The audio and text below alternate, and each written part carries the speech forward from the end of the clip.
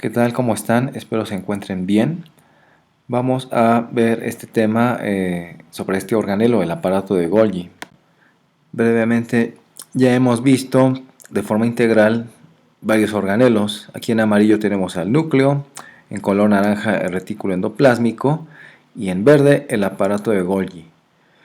Vamos a entenderlo desde el punto de vista de la biología molecular, de la expresión genética.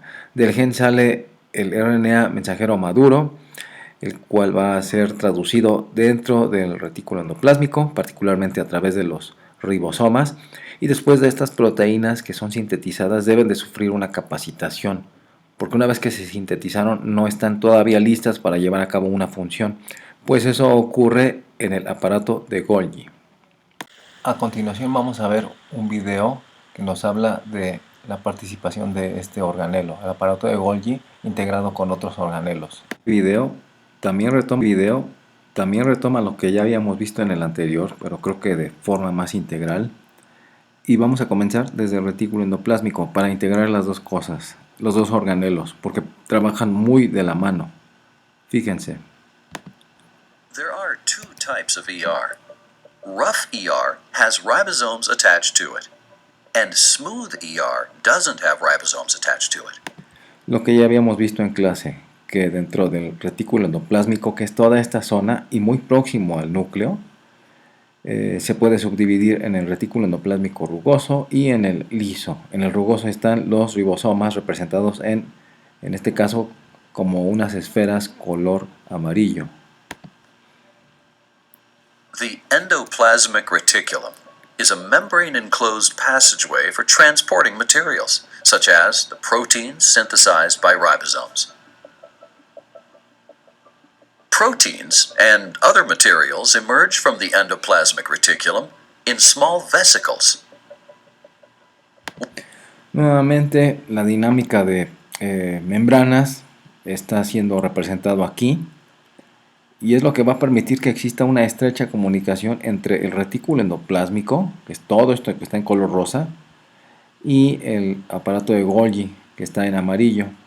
Está muy bien este video, marca con colores, se ve mucho mejor que el anterior. Y está más integrado en esta imagen. Cómo se transportan las vesículas que van a después, que contienen el material que al final tiene que llegar al aparato de Golgi. Es a través de estas vesículas, nuevamente insisto, la dinámica de membranas biológicas. Where the Golgi apparatus, sometimes called the Golgi body, receives them. As proteins move. Bueno, pues sí, a través de la dinámica de estas membranas, la fusión, fisión, vemos cómo ahora terminan siendo parte del retículo endoplásmico. As proteins move through the Golgi body, they're customized into forms that the cell can use. The Golgi body does this by folding the proteins into usable shapes, or adding other materials onto them, such as lipids or carbohydrates. Brevemente y aprovechando, porque todavía se alcanza a ver esto de aquí. Fíjense, todo esto está sucediendo en el aparato de Golgi. Las proteínas que vienen del retículo endoplásmico van a ser reclutadas aquí en este otro organelo, en el aparato de Golgi. Aquí van a adquirir su forma definitiva, que es la cual les va a otorgar la capacidad de funcionar y llevar a cabo el rol que les toque dentro de la célula. Además de tener un correcto plegamiento, recuerden, las proteínas tienen estructura primaria, secundaria, terciaria, entonces tienen que adquirir una conformación para que puedan llevar a cabo una función. Y no solo eso, además se les agregan otros grupos, otras moléculas como lípidos, aquí se alcanza a ver todavía, o azúcares. Esto para dar señal del lugar, además de dar ciertas características de hidrofilicidad, por ejemplo, otorgar cierta carga, eso también les confiere la capacidad de poder desplazarse e integrarse en algún otro organelo, en alguna región específica dentro de la célula. Independientemente de que al final van a ser transportadas, pueden ser transportadas por estas vesículas, tienen que contener este tipo de modificaciones, porque si no, no podrían permanecer en el sitio definitivo donde tienen que llevar a cabo su función. Vacuoles are sac-like structures that store different materials. Here, in this plant cell, the central vacuole stores water. Going back to the animal cell, you will see an organelle called a lysosome. Lysosomes are the garbage collectors that take in damaged or worn out cell parts. They are filled with enzymes that break down this cellular debris. Bueno, lo que menciona, estas son mitocondrias, lo que menciona aquí el narrador es que una vez que salen de la que salen del aparato de Golgi, pueden llegar To the a animal cell, you will see an organelle called las proteínas que vienen del aparato de Golgi pueden llegar al lisosoma, pero ya habíamos visto en el video anterior que puede haber varias posibilidades. Una vez que una proteína sale a través de estas vesículas de la región trans, la cisterna trans del aparato de Golgi, una vez que sucede eso, puede tener varios caminos. Uno es llegar aquí, como dice este video, entrar al lisosoma directamente. Y otro es que pueda ser secretada, por ejemplo, al exterior celular. Este ejemplo es muy lineal porque no habla de todas las implicaciones que tiene en el momento en el que sale una proteína del aparato de Golgi. Menciona una vía directa que conlleva al lisosoma, pero llegarán al lisosoma solo aquellas proteínas que tengan que degradarse por algún error que tengan, alguna mutación. Eso ya lo vimos en el video anterior. Y de hecho, dice una analogía, el lisosoma es como el centro de reciclaje de la célula, como un depósito de desechos también. Al final, bueno, lo podemos ver más como un centro de reciclaje, porque si bien es cierto que dentro del lisosoma se van a degradar las proteínas que entren, los pequeños péptidos que queden pueden servir para generar nuevas proteínas. Entonces vimos de forma integral en este pequeño video 3 organelos: retículo endoplásmico, aparato de Golgi. Esta diapositiva es para ilustrar lo que ocurre entre las vesículas que van transportando proteínas y que se integran tanto a un organelo como a otro. En el ejemplo que hemos visto a través de los videos, cómo es que se comunica el retículo endoplásmico con el aparato de Golgi. Bueno, ya vimos que es a través de unas vesículas. Pues aquí está descrito cómo es que se da la unión. Debe de haber un reconocimiento de las proteínas de superficie de membrana, tanto de los organelos como de las propias vesículas. ¿Sí? Aquí está una descripción del tipo de asociación que se da entre ambas estructuras. Existe esto también, se forman vesículas tubulares. Estas son estructuras que permiten el transporte de proteínas del retículo endoplásmico hacia el aparato de Golgi, y es a través de un proceso que se conoce como fusión homotípica. Podemos ver de izquierda a derecha cómo se da este proceso hasta lograr formar una estructura más grande. Si se fijan, inician dos vesículas, o bueno, dos derivados de algún organelo que secretó a partir de retículo endoplásmico, por ejemplo, y cómo pueden incluso dar lugar a un nuevo organelo como el aparato de Golgi. Bueno, aquí en esta diapositiva se menciona que estas vesículas carecen de muchas de las proteínas propias del retículo endoplásmico. Esto es entendible porque recordemos que no todas las proteínas que pasan por este organelo tienen que salir. Hay algunas que deben de permanecer porque son las que van a funcionar justo dentro de ese organelo. El resto sí tienen que salir de ahí y llegar al aparato de Golgi. Aquí podemos ver en esta imagen una estructura que es como un túbulo verde, es un microtúbulo. Vamos a ver más adelante cuando abordemos el tema de citoesqueleto que hay ciertas proteínas que dan sostén a la célula, pero también permiten cierta comunicación tanto con el exterior como en el interior, y aquí se estarían comunicando dos estructuras a grandes rasgos, el retículo endoplásmico y el aparato de Golgi. E incluso dentro del aparato de Golgi se está dando una dinámica que es lo que explica en parte cómo es que existen tres cisternas, la cis, la media y la trans. Es como si fueran puertas de closet colgados con unas ruedas arriba, o como si fuera rapel. Ya vieron que arriba se encuentran unas bolitas rojas. Bueno, son proteínas asociadas a estos microtúbulos y que van a permitir que exista ese desplazamiento, ¿sí? Y bueno, aquí el objetivo de esta imagen es ilustrar que es una etapa de transición entre el retículo endoplásmico y el aparato de Golgi. Ya vieron que en los extremos de esta figura, en los extremos vemos dos letreros, ER en amarillo que representa retículo endoplásmico y del lado derecho la región cis, la cisterna cis del aparato de Golgi.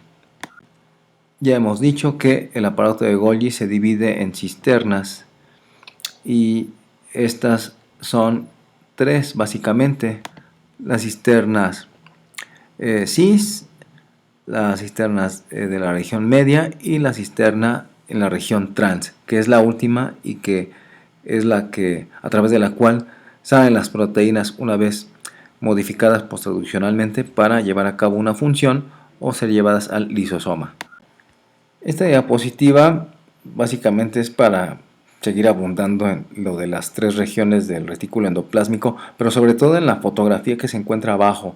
Ya vieron en los letreros que están fuera de esta figura, de esta microfotografía en color gris, vemos que están señaladas tres estructuras: núcleo, retículo endoplásmico y la cisterna cis del aparato de Golgi.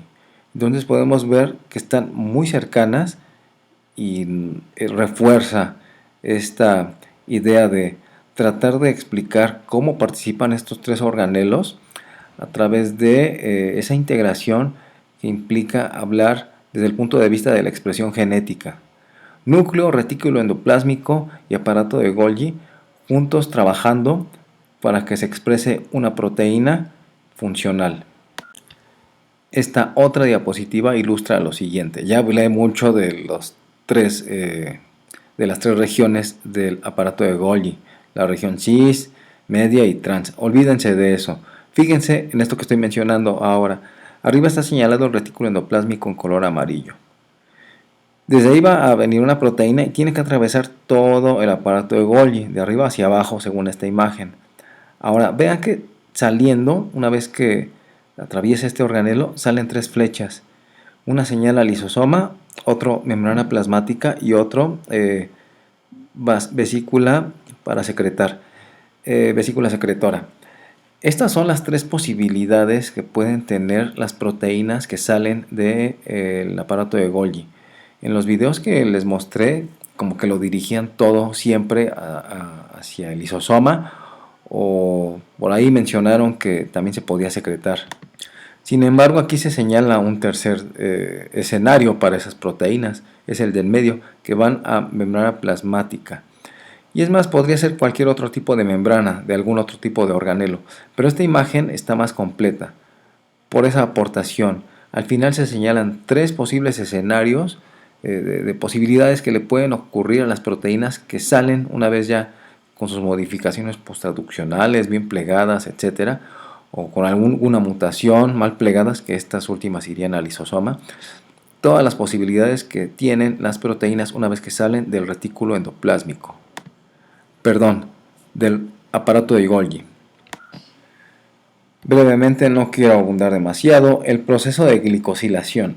Ya vimos que dentro del aparato de Golgi suceden modificaciones como esta, ¿sí?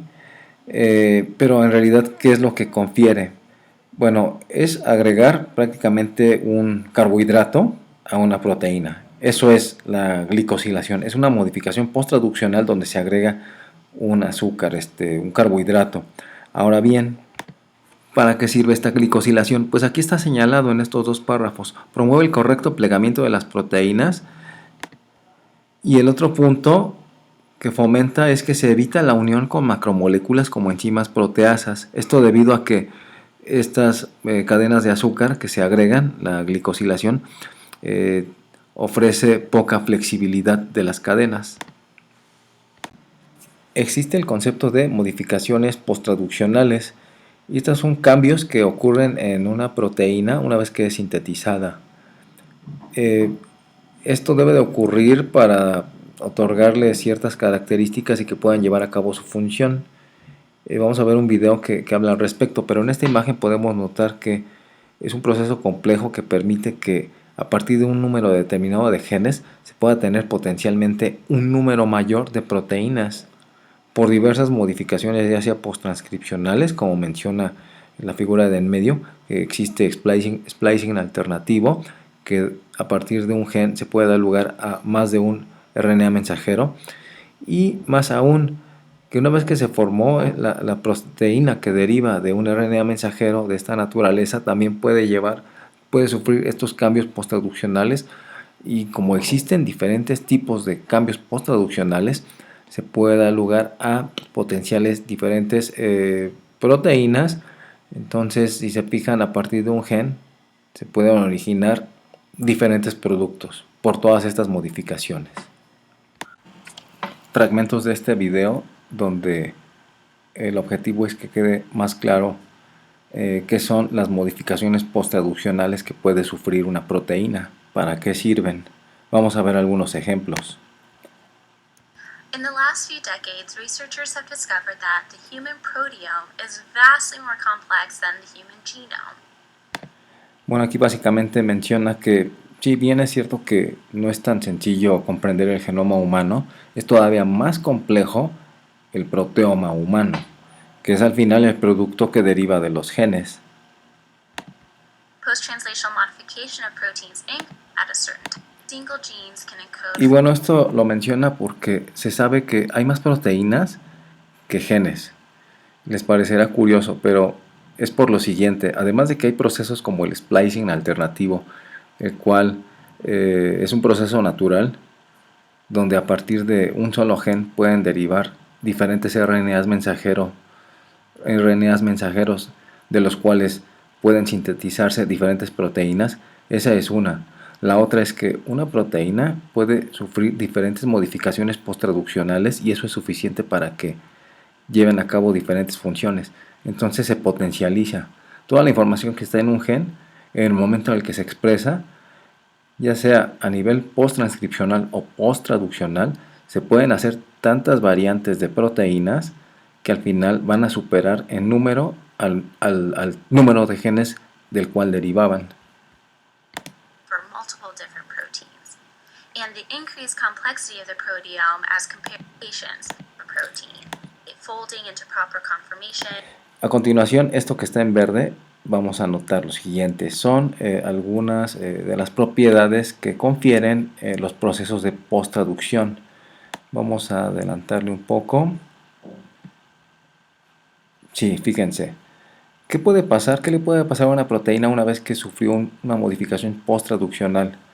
Bueno, eso puede favorecer a que se pliegue correctamente, que adquiera una estructura adecuada, que sea estable. Quiere decir que no se degrade y que tenga una vida media adecuada para que lleve a cabo su función.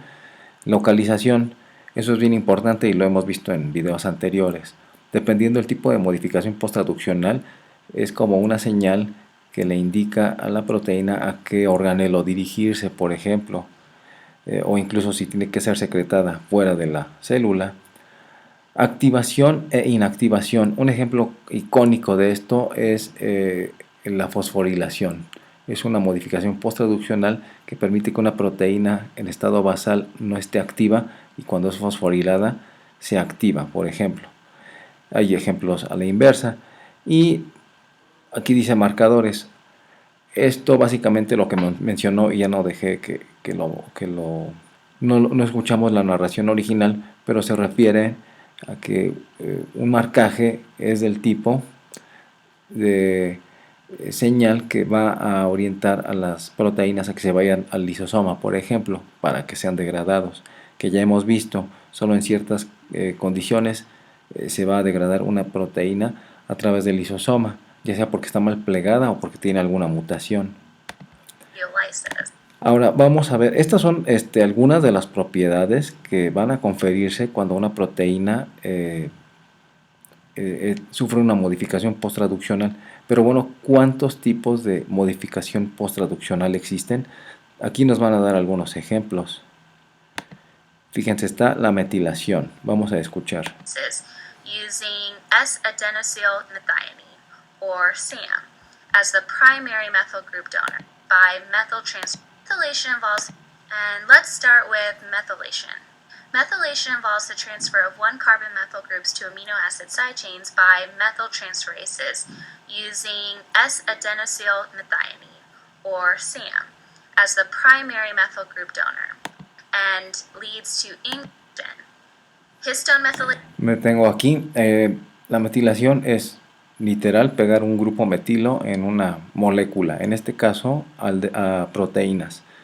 Da el caso particular de las proteínas que conforman el nucleosoma, las histonas.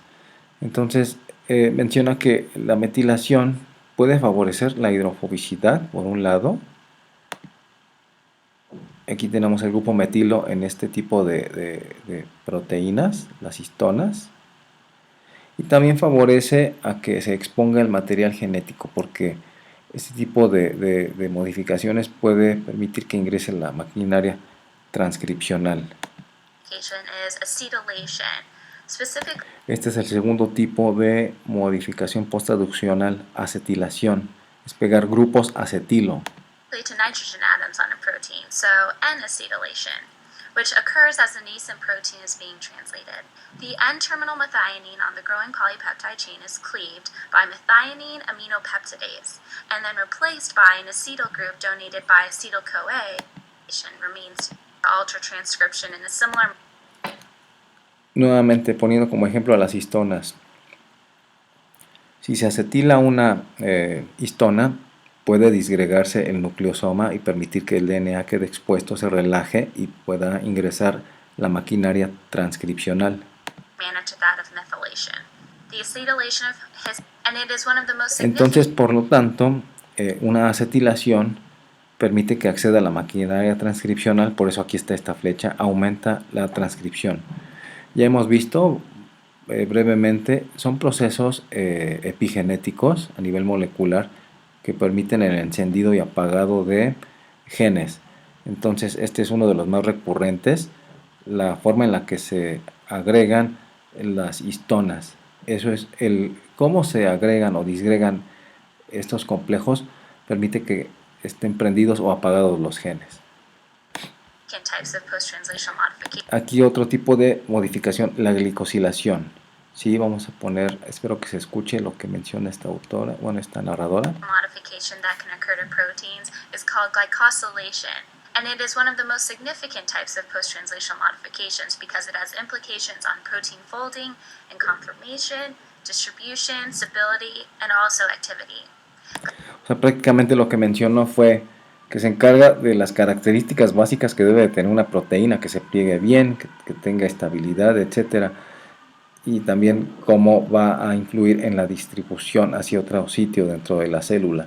Esto es prácticamente lo que ocurre, esta modificación en particular, pongan mucha atención, es la que ocurre principalmente en el aparato de Golgi.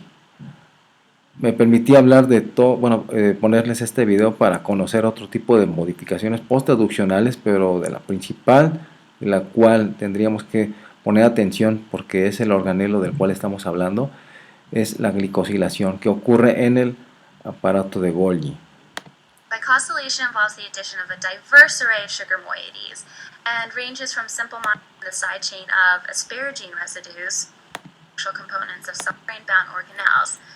Otro tipo de modificación posttraduccional es la lipidación. Se agregan grupos pequeños lípidos a las proteínas, lo cual va a favorecer a que generen asociación en estructuras particularmente de ciertos organelos como mitocondria o retículo endoplásmico, proteínas que van a estar muy asociadas a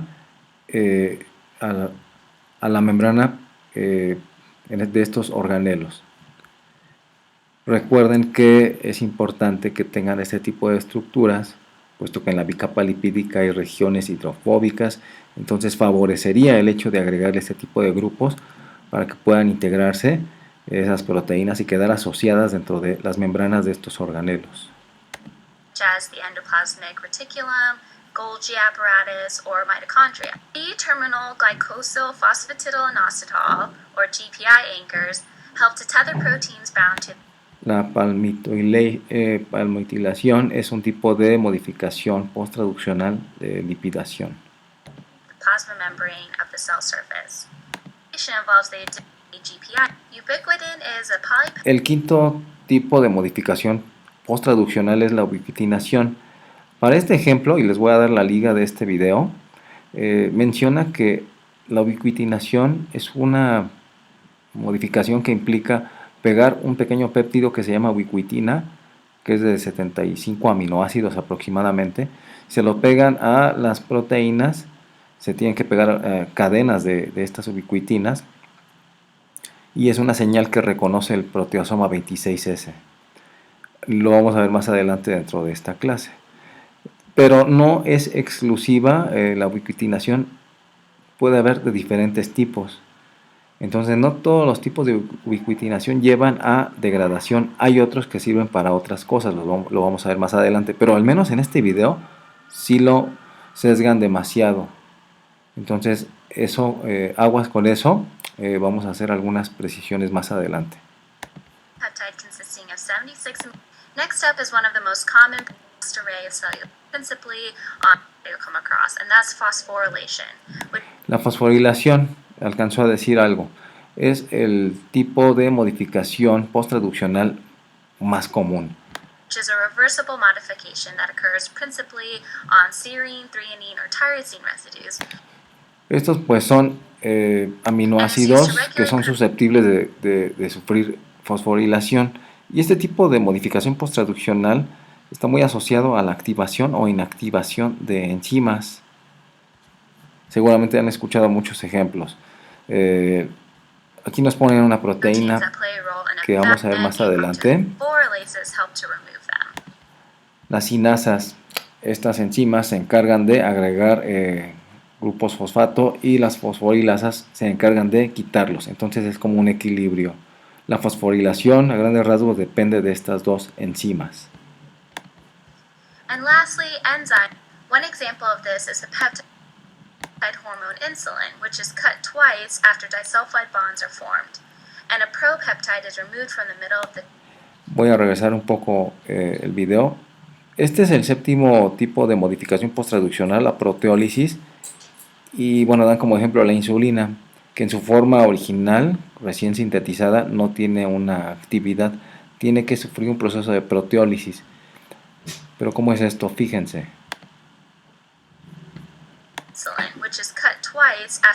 ¿Ya vieron? Aquí se dibujó una proteína, es la insulina, recién sintetizada. Tiene unos grupos sulfuro que están en medio uniendo estas dos regiones de la proteína, que tiene ya una forma, está en estructura terciaria. Y vieron que se cortaron esos pedazos. Esto fue gracias a una proteasa, por eso se llama proteólisis. Y esto es porque hay ciertas enzimas, ciertas proteínas que para llevar a cabo su actividad requieren que se les corte ciertas regiones para exponer los sitios activos. Seguramente han escuchado, leído sobre el concepto zimógeno. Un zimógeno es una enzima que no es activa hasta que sufre el proceso de proteólisis. Se activan ese tipo de enzimas. Pues es prácticamente de lo que nos hablan aquí en el séptimo ejemplo del tipo de modificación posttraduccional. The resulting protein consists of two polypeptide chains connected by disulfide bonds. En esta diapositiva podemos ver los dos modelos que se sostienen, que son los mecanismos a partir de los cuales se forma el aparato de Golgi. El primero es el modelo de maduración de cisterna. Este sostiene que cada cisterna madura y se transfiere a la cisterna siguiente, en el sentido cis a trans, como vimos en uno de los videos. Y el segundo modelo es el de transporte vesicular. Este dice que cada cisterna es estática y el transporte es a través de vesículas. Esto que está en estos párrafos, el 1 y el 2, están representados de manera gráfica abajo. Lo que dice el párrafo 1 está señalado en la figura A, y lo que está en el párrafo número 2 está representado de manera gráfica en la figura B. Pero normalmente siempre vamos a encontrar videos donde apuntan a que el tipo de dinámica que forma estas estructuras, el aparato de Golgi, es a través del modelo de maduración, el número 1. Brevemente, estas son características que tienen los lisosomas. Ya hemos visto en el video, mencionaba que era el centro de reciclaje o el basurero de la célula. Fíjense qué fea definición.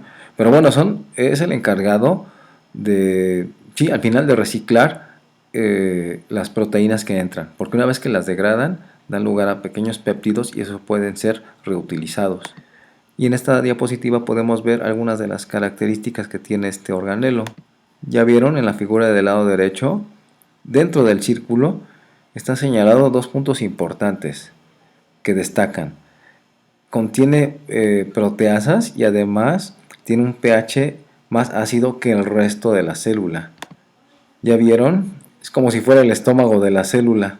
Adentro hay un pH mucho más ácido que en el resto del cuerpo. Bueno, en este caso, el resto de la célula. El homólogo de los lisosomas, en el caso de las plantas, son las vacuolas, ya que estas contienen enzimas hidrolíticas. Y bueno, tenemos dos representaciones gráficas. Se acerca un poco más, bueno, es más descriptiva la del lado derecho, la que está en color gris. Finalmente, esta diapositiva la pongo para ilustrar el concepto de degradación de proteínas. Estamos diciendo que el aparato de Golgi es prácticamente el encargado de la capacitación de las proteínas para que ahora sí, una vez que salgan de este aparato de Golgi, puedan irse a realizar su función.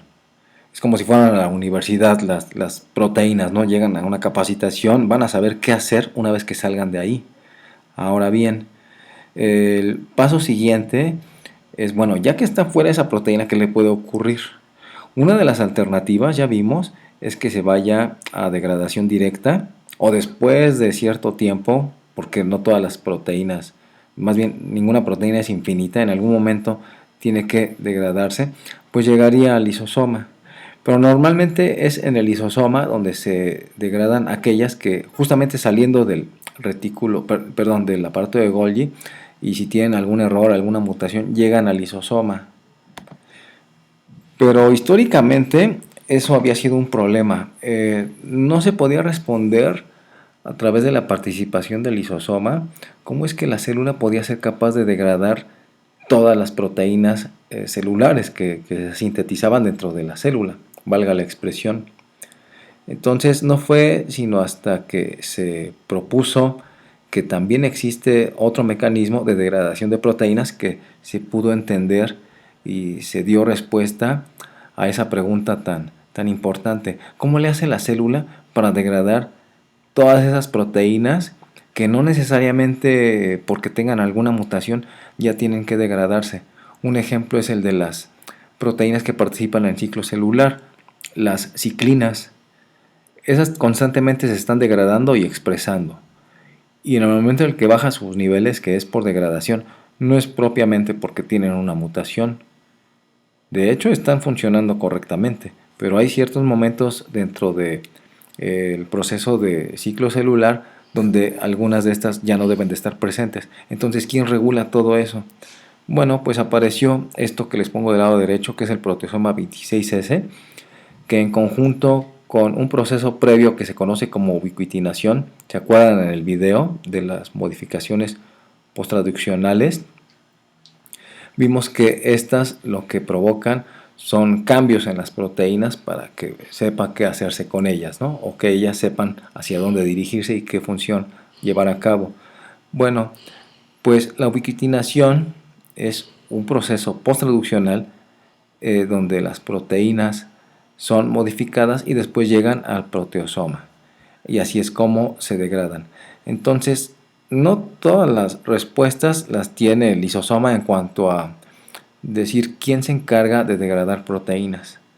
Digamos que funcionan a la par, ¿sí? Son dos sistemas, uno es un sistema celular, una estructura como un organelo, de hecho lo es, el lisosoma, y en el caso de proteasoma 26S es un conjunto de enzimas. Propiamente no es como un organelo, no tiene una membrana, pero lleva a cabo una función importante. Lo podemos ver más adelante en clase.